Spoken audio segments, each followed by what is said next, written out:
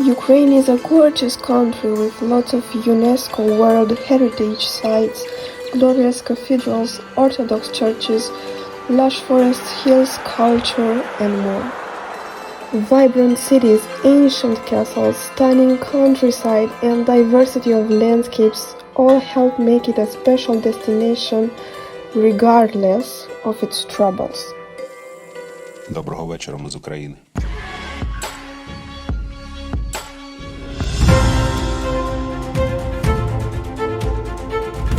On the 24th of February 2022, Russia attacked Ukraine. The war has already killed thousands and resulted in millions of refugees. This war of aggression violates international law and has been harshly criticized by governments across the world. To understand how it came to this, we must first take a closer look at the history of the country. Ukraine was founded in 1991 after the collapse of the Soviet Union. Although its people, the Ukrainians, have been around for far longer. Throughout its history, the country played an important role in bridging the gap between East and West. This is reflected in its name, which when translated means something akin to borderland, but also in the culture and demographics of the country. Western Ukraine is a lot closer to the rest of Europe, while Eastern Ukraine is a large Russian influence. This meant that over the years, the country was pulled increasingly between the front lines of East and West. Both sides had their supporters.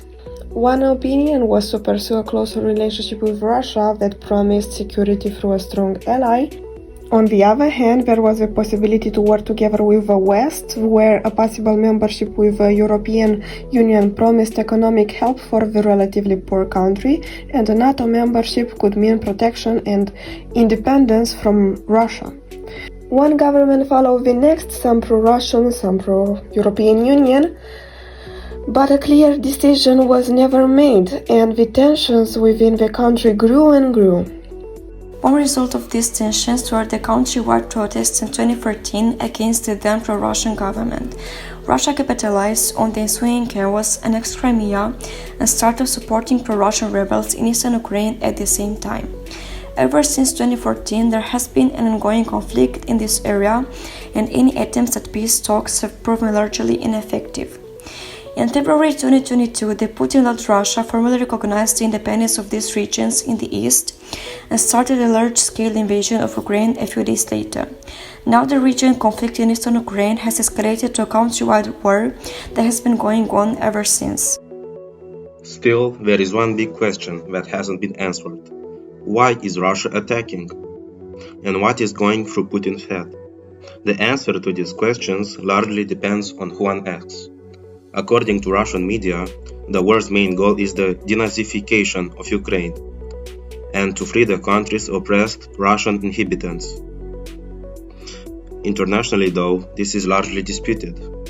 Although there are certain neo-Nazi regiments in the Ukrainian military, the same can also be said for Russia. And even though there is a large Russian minority population in Ukraine, of whom many are fighting for independence, there is no real evidence for the oppression of the Russian populace. Those people also suffer from the war in the same way that everyone else is. Many experts assume instead that Putin's actions are supposed to prevent a possible partnership between Ukraine and the West, or even a closer relationship with NATO. An independent, Western-oriented Ukraine will not only be bad for Putin's influence on the region, but also for Russia's economy. But in the end, one thing is clear. War is always the worst option, as it brings suffering, death, and destruction.